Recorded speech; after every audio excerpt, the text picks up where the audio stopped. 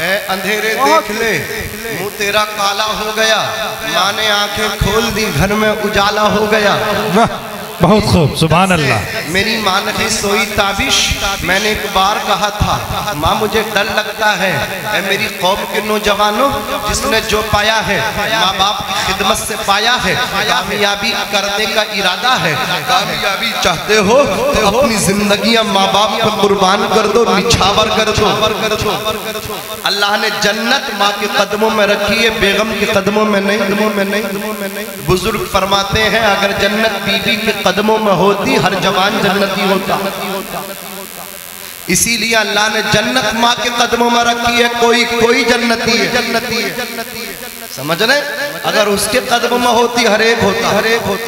وہاں سب فرما بردار ہیں، وہاں سب مطیع ہیں، وہاں سب مہربان ہیں، ہنسنے کی بات نہیں۔ عزیزان ملت اسلامیہ، میں آئینہ ہوں دکھاؤں گا داغ چہرے کے، جسے برا لگے وہ سامنے سے ہٹ جائے، دل کے پھپولے جل اٹھے سینے کے داغ سے، اس گھر کو آگ لگ گئی گھر کے چراغ سے، خان بن کے بیٹھے ہو اللہ اکبر کبیرہ، شیخ صدیقی بن کے بیٹھے ہو، افسوس تم سب کچھ بن گئے لیکن تم اپنے آپ کو مسلمان نہ بنا سکے۔ ڈاکٹر اقبال نے کہا تھا مسلمان وہ ہوتا ہے جو اپنی مرضی کو اپنے اللہ کی مرضی پہ قربان کرتا ہے، اپنی مرضی کو اپنے نبی کی مرضی پہ قربان کرتا ہے۔ وہ فرماتے ہیں یوں تو سید بھی ہو، مرزا بھی ہو، افغان بھی ہو، تم سبھی کچھ ہو بتلاؤ کہ مسلمان بھی ہو۔ کہ محمد سے وفا تم نے تو ہم تیرے ہیں، یہ جہاں چیز ہے کیا لوح قلم تیرے ہیں۔ ان سے محبت کرو گے زمانے کے امام کہلاؤ گے، ان کے در سے پھر جاؤ گے، ہر جگہ اتنی ٹھوکریں کھاؤ گے کہ تمہیں اٹھانے والا کوئی نصیب نہ ہوگا۔ عزیزان ملت اسلامیہ، باپ کی ویلیو کیا ہے ہم سب سمجھدار ہیں، ماں کی ویلیو کیا ہے نوجوان کو ہم سب سمجھدار ہیں۔ اللہ اکبر کبیرہ، یہ اولیاء اللہ ان کی زندگی ہمارے لیے مشعل راہ تھی، لیکن آج ہم نے ان کو اپنا آئیڈیل بنانا چھوڑ دیا۔ میری قوم کا نوجوان جب جوان ہوتا ہے ماں کہتی بیٹے تیرے لیے ایسی دلہن کا انتخاب کروں گی، بیٹا کہتا ماں میں نے تو پہلے ہی سے انتخاب کر لیا ہے، میں نے تو پہلے ہی سے انتظام کر لیا ہے۔ کہا بیٹے کیسی لڑکی ہے؟ بیٹا کہنے لگا ماں پرکٹی ہے، پرکٹی۔ ماں بڑی حسینہ ہے، بڑی جمیلہ ہے، بڑی خوبصورت ہے، آپ آستین کے کپڑے پہننے والی ہے، بے پردہ رہنے والی ہے، حسن و جمال کی ملکہ ہے، ملکہ۔ اللہ اکبر کبیرہ۔ ماں نے کہا تھا بیٹے مجھے تو قرآن پڑھنے والی لڑکی چاہیے، مجھے تو نماز پڑھنے والی دلہن چاہیے۔ اس نے کہا ماں مجھے تو وہی چاہیے، اگر وہاں سے نکاح نہ ہوا تو چوہے کی مطلب کیا وہ پڑیا کھا کے مر جاؤں گا، زہر کھا کے مر جاؤں گا۔ دھمکیاں دیتے ہیں میری قوم کے نوجوان، انہیں یہ پتہ نہیں ہے جیسے باپ طے کر دے اپنی مرضی کو باپ کی مرضی پہ قربان کر دے، اپنی مرضی کو ماں کی مرضی پہ قربان کر دے۔ آؤ سنو میرے آقا ارشاد فرماتے ہیں اے میری قوم کے نوجوانوں، کتنا بڑا فیصلہ تم اپنی ماں کو رلا کے کرتے ہو نکاح کا، کتنا بڑا فیصلہ ڈیسیزن تم لیتے ہو اپنے باپ کو ناراض کر کے۔ کبھی سوچا ہے نکاح سے تمہارا نام چلتا ہے، یہ نکاح سے دوسری زندگی کا آغاز ہوتا ہے۔ کان کھول کر کے سنیے میرے آقا ارشاد فرماتے ہیں تنکح المرأۃ لاربعین، نکاح چار چیزوں کی وجہ سے کیا جاتا ہے، مالیہا مال کی وجہ سے، ولی جمالیہا خوبصورتی کی وجہ سے، ولی حسبیہا خاندان کی وجہ سے، ولی دینیہا دینداری کی وجہ سے۔ حضور فرماتے ہیں عورت سے نکاح چار چیزوں کی وجہ سے، یعنی خوبصورتی کی وجہ سے۔ اگر عورت خوبصورت ہے تو اس سے نکاح کیا جاتا ہے، وہ بڑے خاندان والی ہے، بیک گراؤنڈ زبردست ہے، اس سے نکاح کیا جاتا ہے۔ حسن و جمال کی مال والی ہے، اس سے نکاح کیا جاتا ہے۔ لیکن کان کھول کر کے سن لو، مالدار لڑکی سے نکاح کرو گے کامیابی ملے کوئی گارنٹی نہیں ہے، بڑے خاندان والی لڑکی سے نکاح کرو گے کامیابی ملے کوئی گارنٹی نہیں ہے، مال والی لڑکی سے نکاح کرو گے کامیابی ملے کوئی گارنٹی نہیں ہے، ولی دینیہا۔ لیکن جب تم دیندار لڑکی سے، نمازی لڑکی سے، سیدہ طیبہ راکعہ ساجدہ حضرت فاطمہ الزہرا کی سچی باندی اور کنیز سے جب تم نکاح کرو گے ولی دینیہا، میرے نبی فرماتے ہیں فَظْفَرْ بِذَاتِ الدِّین،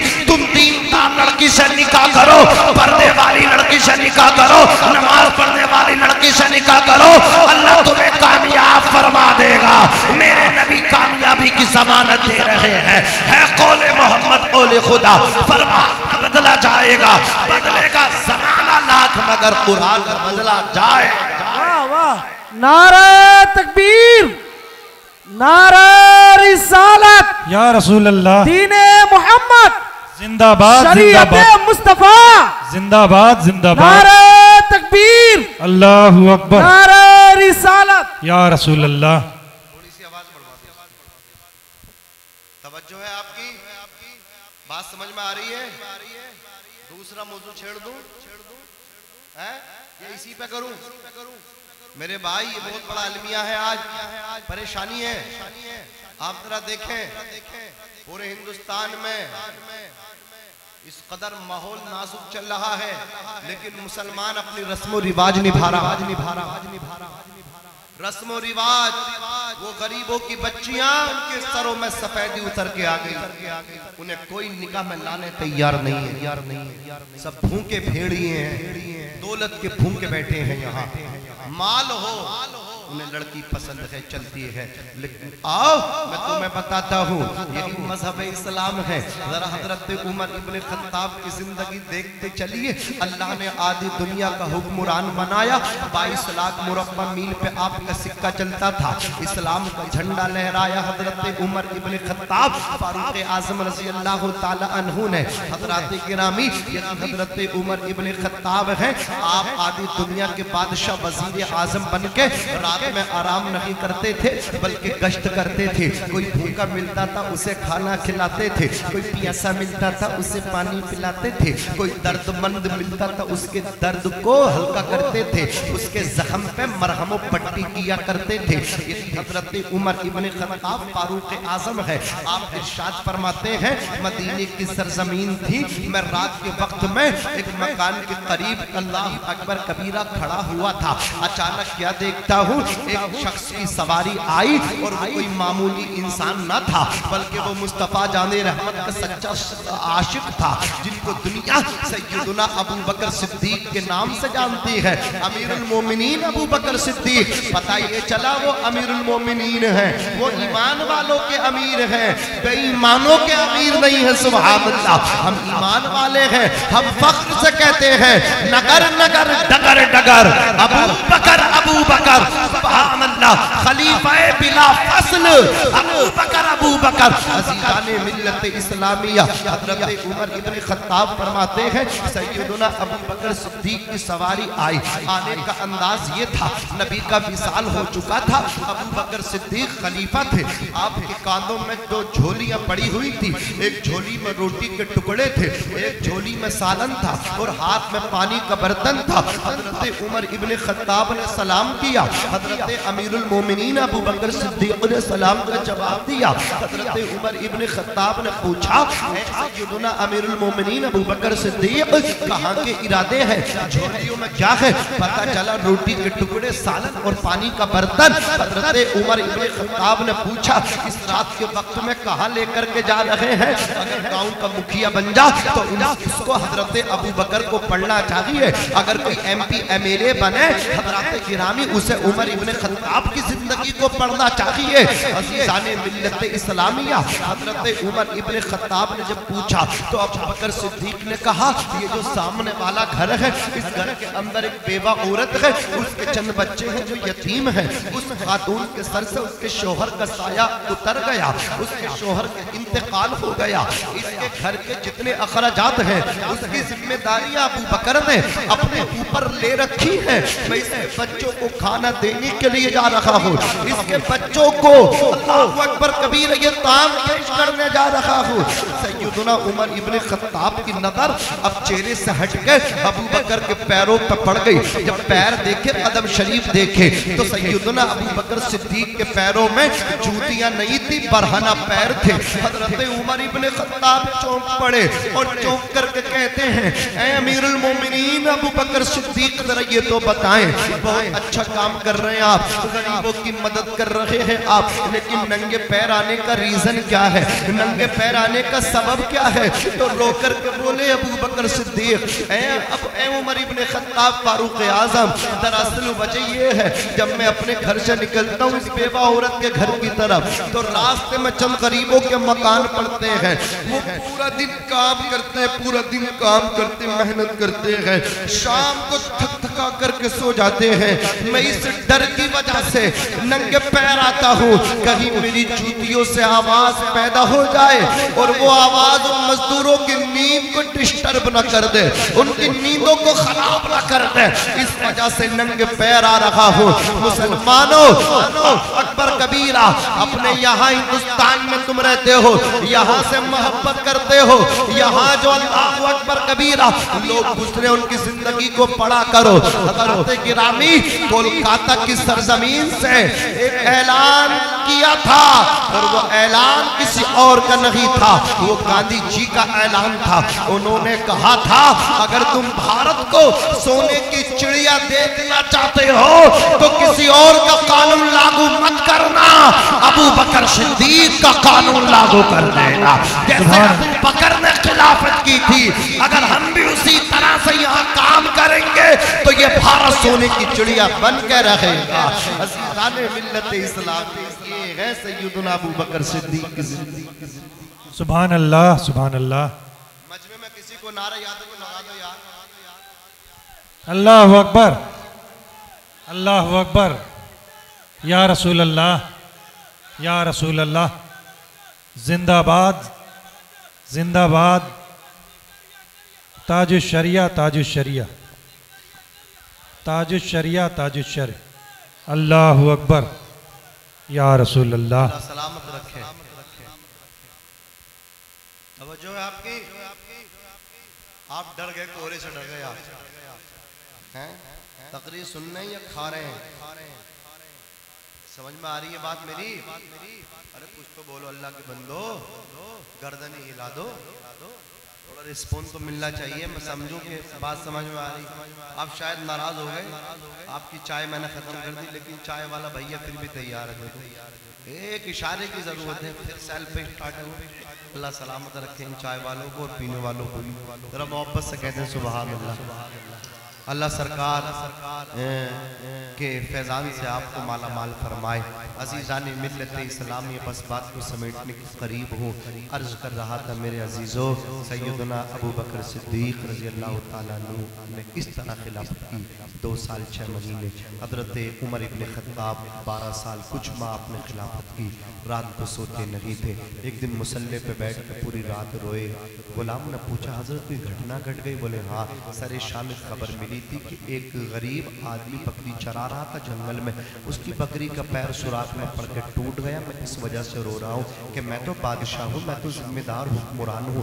میں نے وہ گڈھا اگر بھر دیتا, ٹاپ دیتا, تو اس کی بکری کا پیر نہ ٹوٹتا. یار اگر گاؤں کے مکھیا ذمہ دار لوگ اپنی ذمہ داریوں کو سمجھنے لگے نا, تو آج وہی رنگ آپ کو نظر آئے گا جو 1400 سال پہلے رنگ تھا. میرے مصطفیٰ نے ہمیں جو ہے نا مسلمان بنایا تھا, کلمے کی دولت سے ہمیں نوازا تھا, لیکن آج ہم سب کچھ بھول چکے ہیں. ہمیں ہوش نہیں ہے, ہم بے ہوش ہیں, بے ہوش. ہم صرف نام کے رہ گئے, کام کے نہیں ہیں. کام میں تو ہم سے بس تھوڑے بہت مسلمان ہیں, کام والے نام والے زیادہ ہیں. حضرات کام کو مسلمان بن جائیں تو پھر وارے نیارے ہو جائیں. توجہ دیجئے, حضرت عمر ابن خطاب فاروق اعظم گشت کر رہے, کرتے کرتے کرتے کرتے رات کا آخری پہر تھا, سحر ہو گئی تھی. آپ کے قدم رک گئے, بریک لگ گئے. دروازے پہ اندر ایک بوڑھی عورت اپنی بیٹی کو اٹھا کے کہہ رہی تھی, بیٹی اٹھ جا, بکری کا دودھ نکال لے, سحر ہو گئی ہے. دودھ لینے والا آنے والا ہے, اس کے آنے سے پہلے پہلے, اس کی آمد سے قبل تو دودھ نکال کے پانی ملا دے تاکہ دودھ کی مقدار بڑھے تو آمدنی بھی بڑھے. لڑکی نے کہا تھا ماں من غش فلیس منا.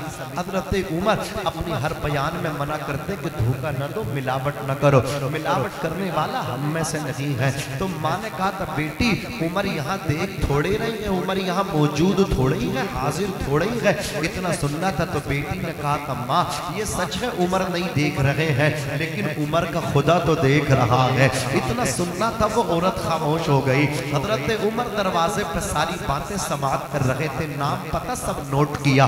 نماز فجر آپ نے مسجد نبوی شریف میں پڑھائی، لوگوں سے ملاقاتیں کی، گھر تشریف لے آئے، اپنی بیوی سے آ کر کے کہا اے میری بیوی دیکھو اللہ اکبر کبیرہ، بیوی کیسی ہونی چاہیے؟ بیوی ایسی ہو جو اپنے شوہر کی فرما بردار ہو۔ آج بیوی اپنی مرضی چلاتی ہے، شوہر کی مرضی کے مطابق وہ زندگی گزارنے کے لیے تیار نہیں ہے۔ میرے آقا نے ارشاد فرمایا جو عورت اپنے شوہر کو راضی کر کے دنیا سے جائے گی اس کے لیے جنت کے 8 دروازے کھول دیے جائیں گے کہ جس دروازے سے داخل بہشت ہونا چاہتی کہ داخل ہو جا، اس لیے کہ تو نے مجھے بھی راضی کیا، اپنے خاوند کی خوشنودی بھی تو نے حاصل کی ہے۔ ذرا سوچو تو صحیح، دیکھو میرے نبی نے اچھی عورت کی نشانی بتائی۔ میری قوم کے نوجوانوں پردے والی لڑکی سے نکاح کردہ، غریب ہو اس کی برکت سے تم مالدار ہو جاؤ گے۔ اللہ اکبر، علماء فرماتے جسے نیک بیوی مل جائے اسے آدھی دنیا کی حکمرانی مل جاتی ہے، سبحان اللہ۔ ذرا سنو میرے نبی فرماتے الذی تطیع اذا امر وتسر اذا نظر وتحفظ فی نفسها ومالہ۔ میرے آقا فرماتے اچھی بیوی، اچھی عورت وہ ہے جب اس کا شوہر اسے حکم دے تو اپنے شوہر کے حکم کی فرما برداری کرے، وتسر اذا نظر، جب اس کا خاوند اس کا ہسبینڈ اسے دیکھے تو اپنے شوہر کو خوش کر دے۔ لیکن آج شوہر کو خوش نہیں کرتی ہے، اگر وہ خوش کرتی ہے تو ولیمے کی محفل میں سج دھج کے جاتی ہے، وہ بازاروں میں میلوں میں جاتی ہے۔ قسم خدا کی یہ سارے سنگار، یہ تمام کے تمام فیس پاؤڈر اگر کسی کے لیے تھے تو وہ شوہر کے لیے تھے، سبحان اللہ، اللہ اکبر کبیرہ۔ لیکن جب شوہر کے آنے کا وقت ہوتا ہے تو اسلام کی بیٹی اپنے آپ کو نہیں سنوارتی، کہیں ولیمے میں چاہے تو اپنے آپ کو سج دھج کے گھر سے نکالتی ہے۔ جو عورت اس طرح اپنے گھر سے خوشبو لگا کے استعمال کر کے سج دھج کے گھر سے نکلے کہ دوسرے لوگ اسے دیکھیں تو اس عورت میں اللہ کی بھی لعنت ہے، فرشتوں کی بھی لعنت ہے۔ ذرا سوچو تو صحیح، قسم خدا کی۔ اور جن گھروں کی عورتیں بے پردہ نکلتی ہیں، بھائی بہن کو نہیں روکتا، باپ اپنی بیٹی کو نہیں روکتا، شوہر بیوی کو نہیں روکتا، میرے نبی فرماتے ہیں وہ خاوند بھی دیوس ہے، وہ بیٹا بھی دیوس ہے، وہ باپ بھی دیوس ہے جو اپنی بیٹی کو بے پردہ جانے سے نہیں روکتا، وہ شوہر دیوس ہے جو اپنی بیوی کو بے پردہ جانے سے نہیں روکتا، وہ بیٹا بھی دیوس ہے جو اپنی ماں کو بے پردگی سے نہیں روکتا۔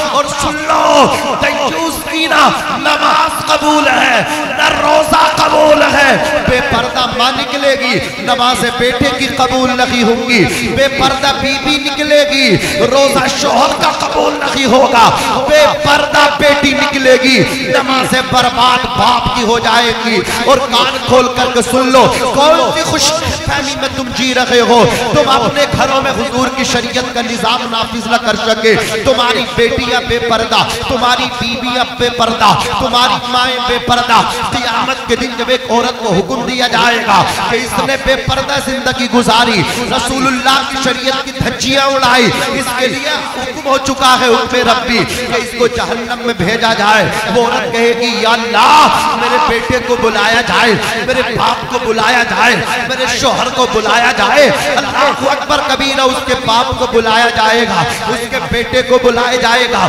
اس کے بھائی کو بلایا جائے گا، اس کے شوہر کو بلایا جائے گا۔ وہ عورت کہے گی اللہ یہ میرا باپ تھا، اگر یہ مجھے ڈانٹتا ٹپکتا زجر و توبیخ کرتا تو میں بے پردہ گھر سے نہ نکلتی۔ یا اللہ میرے باپ کی پکڑ فرما، یا اللہ یہ میرا شوہر ہے، اس نے میری تمام خواہشوں کو پورا کیا لیکن بے پردہ رہنے سے مجھے کبھی منع نہ کیا، یا اللہ اس کی بھی پکڑ ہو۔ یا اللہ یہ میرا بیٹا تھا، جب یہ میرے لیے تڑپتا تھا میں اس کے لیے تڑپتی تھی، میرے مولا اس نے کبھی مجھ سے منع نہ کیا، یا اللہ میرے بیٹے کی بھی پکڑ ہو۔ یا اللہ میرا بھائی تھا، میں اس کی عزت تھی، یہ میری عزت تھا، یا اللہ اس نے کبھی مجھے بے پردگی سے منع نہ کیا۔ میرے آقا فرماتے ہیں ایک عورت اپنے ساتھ 4 مردوں کو جہنم میں لے کر کے جائے، ایک عورت کون سی خوش خوش فہمی میں زندگی گزار رہے ہو، اپنے گھروں میں نظام مصطفیٰ نافذ کرو۔ جس کا آنچل نہ دیکھا مہو مہر نے، اس ردائی نزاہت پہ لاکھوں سلام۔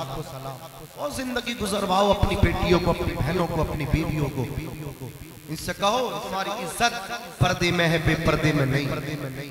ذرا سنو توجہ کے ساتھ، بات کا آخری حصہ ہے میری، انشاءاللہ پھر مبارک بھائی، پھر حضرت علامہ کشمری خطابت غلام غوث قادری صاحب اور دیگر علماء۔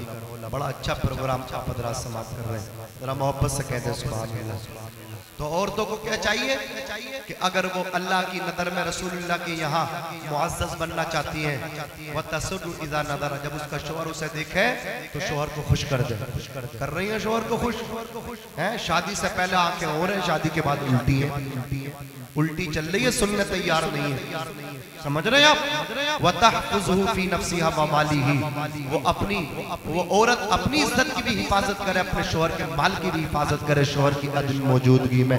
کیا مطلب؟ جب شوہر گھر پہ نہ ہو تو عورت کو چاہیے اپنے نفس کی بھی حفاظت کرے، عزت نفس کی، اور اپنے شوہر کے مال کی بھی حفاظت کرے۔ آج آپ دیکھ لیجئے عورتیں قسم خدا کی، شوہر کماتا ہے باہر، عورت یہاں برباد کر دیتی ہے، اور یہ الو کا پٹا یہ 4 سال لگا کے سعودیہ میں آتا ہے۔ ابھی تو نے نکاح کیوں کیا تھا؟ قسم خدا کی یہ شریعت مصطفیٰ ہے۔ حضرت عمر کے دور میں یہ قانون نافذ ہوا، کوئی بھی شوہر اپنی بیوی سے 4 مہینے سے زیادہ دور نہیں رہ سکتا۔ میاں نئی مطلب کیا نئی شادی ہوتی ہے، لوگ مہینہ 2 مہینہ گزارتے پھر سعودی چلے جاتے ہیں۔ اللہ اکبر کبیرہ، 4 سال تک اپنی زندگی وہاں لگانے کے بعد پھر یہاں آتے ہیں، پتہ چلا سارا اکاؤنٹ خالی، پتہ چلا نہ گھر میں پیسہ، اور جس کے لیے کمایا تھا وہ بیوی بھی کسی اور کے ساتھ چلی گئی ہے۔ دل کے پھپولے جل اٹھے سینے کے داغ سے، اس گھر کو آگ لگ گئی گھر کے چراغ سے۔ او میاں یہ تمہاری بیوی شریک حیات ہے، نکاح ساتھ رکھنے کے لیے کیا جاتا ہے، نکاح اس لیے نہیں کیا جاتا کہ تم چھوڑ کے کہیں اور چلے جاؤ۔ عزیزان ملت اسلامیہ، بیوی کو پیار دو، اور تم بھی کان کھول کر کے سن لو، میرے نبی فرماتے ہیں اچھی عورت وہ ہے جو اپنے شوہر کا کہنا مانے۔ وَتَسُرُّ إِذَا نَظَرَ، شوہر دیکھے اسے خوش کر دے۔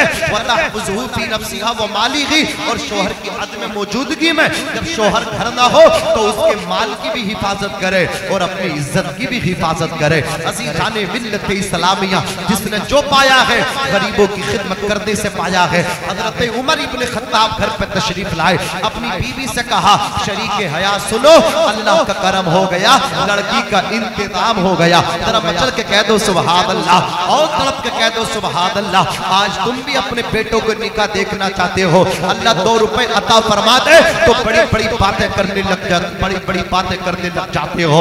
میاں ہمیں تو بلیرو گاڑی چاہیے، ہمیں تو سونا چاندی چاہیے، قبر میں رکھ کے لے جائے گا تو قسم خدا کی یاد رکھنا جہیز مانگنا جائز نہیں ہے، اور جو جہیز کے لیے نکاح کرتا ہے اللہ اکبر وہ رسوا ہو جاتا ہے، اور جو نبی کی سنت سمجھ کے نکاح کرتا ہے وہ نکاح کرنے کے بعد دنیا میں عزت دار ہو جاتا ہے، بعد مردے کے جنت کا حقدار ہو جاتا ہے۔ آپ ذرا دیکھو تو صحیح قسم خدا کی، جس نے جو پایا ہے ان غریب بچیوں کو سینے لگانے کے بعد پایا ہے۔ کسی کا سہارا بن کے دیکھو تو صحیح، کون کہتا نکاح کرنے سے غریبی آتی ہے؟ ارے تم نے الٹے سیدھے کام شروع کر دیے، تم اپنی رسمیں نبھا رہے ہو، تم غریب ہو رہے ہو، ورنہ اللہ کا قرآن میں فیصلہ ہے ان یکونوا فقراء یغنیہم اللہ من فضلہ، جن کے جو بے نکاح ہیں ان کے نکاح کرا دو، اگر وہ غریب ہے تو اللہ تعالیٰ انہیں اپنے فضل سے مالدار کر دے گا۔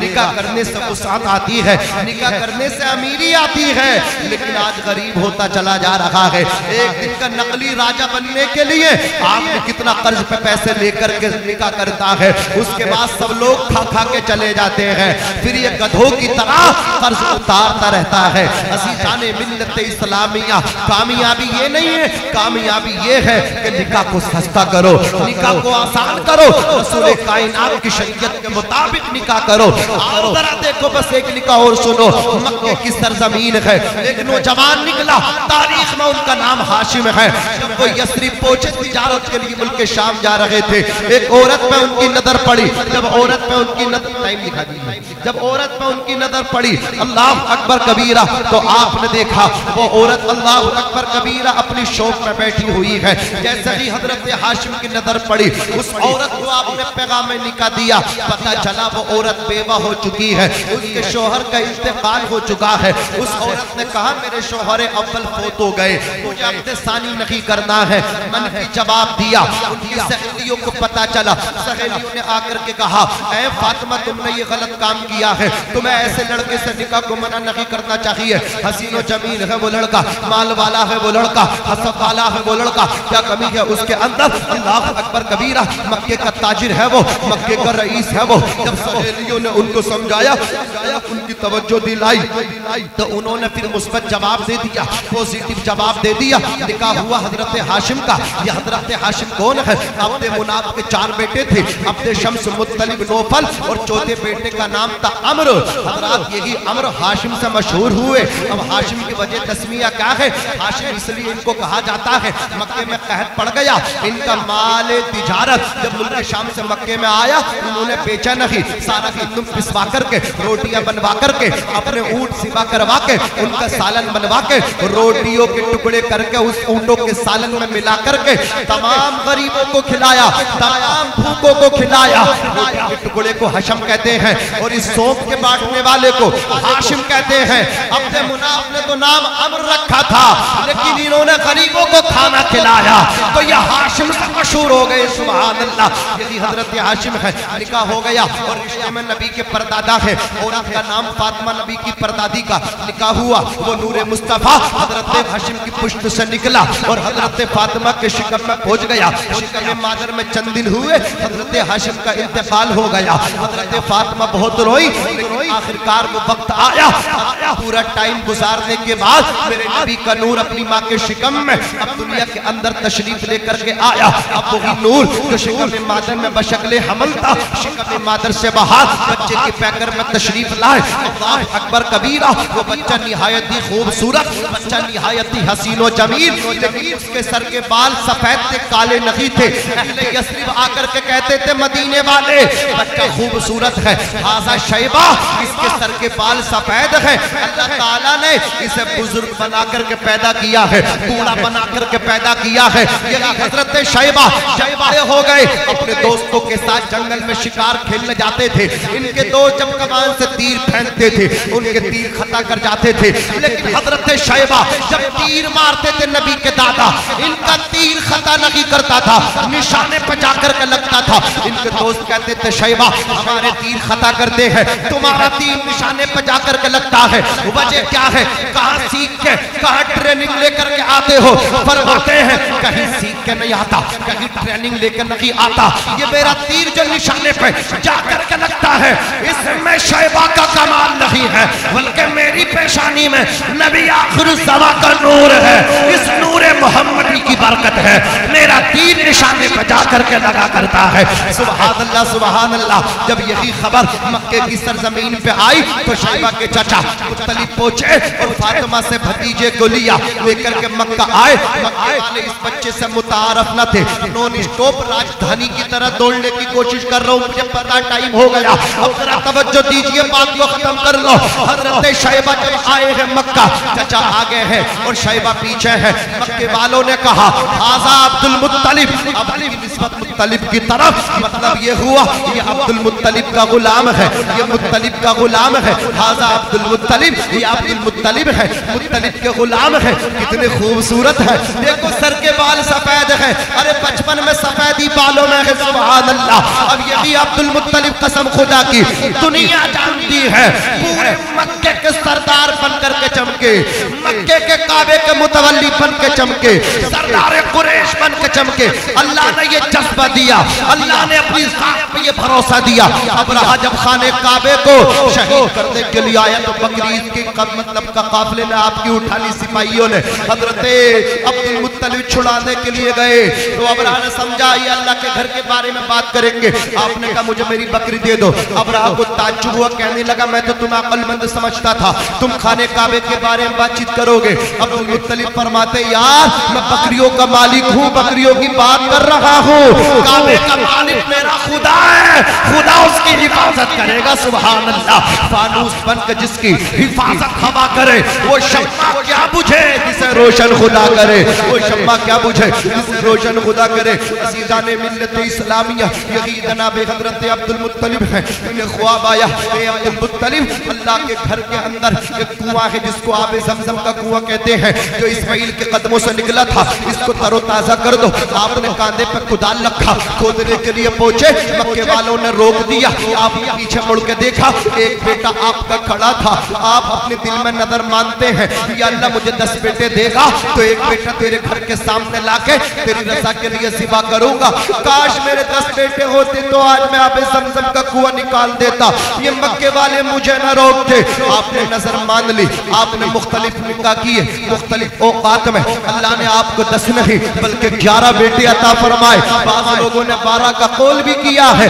12 آپ کو بیٹے عطا فرمائے لیکن 10 پہ سب کا اتفاق ہے. عبد مناف کے 4 بیٹے تھے. سب سے زیادہ حسین و جمیل حضرت ہاشم تھے. ان کی پیشانی میں نبی کا نور تھا. اور عبد المطلب کے 10 بیٹے تھے. سب سے زیادہ حسین و جمیل حضرت عبداللہ تھے. ان کی پیشانی میں نبی کا نور تھا. قسم خدا کی آپ کو اللہ تبارک و تعالی نے وعدہ یاد دلایا. اے ہاشم مطلب جو تم عبد المطلب تم نے وعدہ کیا ہے اس نظر کو پورا کرو منت کو پورا کرو. آپ نے بیٹوں کو اکٹھا کیا. پرچیاں ڈال دی بچوں کے نام سے. جب پرچی اٹھائی قرآن اندازی میں حضرت عبداللہ کا نام نکلا. ہاتھ پکڑا ایک ہاتھ میں چھری سکین لی. اللہ کے گھر کے سامنے آ گئے. مکے والوں نے آ کر کے کہا اے عبد المطلب ایسا نہ کرو ورنہ یہ رسم پڑ جائے گی. ہر باپ کو اپنے بیٹے کو ذبح کرنا ہوگا. حضرت عبد المطلب نے فرمایا ایک عبداللہ نہیں 1000 عبداللہ بھی ہو سب کو ذبح کر دوں گا لیکن اللہ سے کیا ہوا وعدہ ختم نہیں کر سکتا ٹال نہیں سکتا. اتنا کہا تو مکے والوں نے کہا تھا اے عبد المطلب اس وعدے کو دوسری طرح بھی ادا کیا جا سکتا ہے. کہا کیسے؟ کہا ہمارے ساتھ چلو. کاہنہ عورت کے دروازے پہ پہنچے. 10 چکتی نجومی عورت باہر نکل کے آئی. حضرت عبد المطلب نے بتایا. اس نے کہا پہلے اپنا بیٹا عبداللہ مجھے دکھا دو. جیسے ہی حضرت عبداللہ کو نجومی عورت کے سامنے پیش کیا گیا اس نے جناب حضرت عبداللہ کے جمال چہارہ کو دیکھا تو وہ کاہنہ عورت کہنے لگی اے عبد المطلب کان کھول کر کے سن لے دنیا کے اندر آج تک کوئی ایسی تلوار نہ بنی جو عبداللہ کی گردن کو کاٹ سکے. کہا اس لیے کہ میں نے آج اپنی کتابوں کے اندر نبی آخر الزمان کی جتنی نشانیاں پڑھی ہیں وہ سب کی سب مجھے عبداللہ کی پیشانی میں نظر آ رہی ہے. اللہ رب العزت نے اسے نبی آخر الزمان کا والد ماجد بنا کر کے مبعوث فرمایا. نعرے تکبیر، نعرے رسالت، نعرے رسالت، عرص مقدس. حضرات گرامی یہ چند باتیں مجھے امید ہے آپ نہایت ہی ان کو پسند کریں گے عمل کرنے کی کوشش کریں گے. نماز کی پابندی بھی کریں گے اور اپنی زندگیوں کو آسان بنائیں گے. نکاح کے ذریعے رسومات سے اپنے آپ کو بچائیں گے. فضول اخراجات سے اپنے آپ کو بچائیں. رسموں سے اپنے آپ کو بچائیں. حضور کی شریعت کے مطابق حضور کی شریعت کے دائرے میں رہ کر کے اپنی زندگی گزاریں. نماز کی پابندی کر کے اپنی زندگی گزاریں.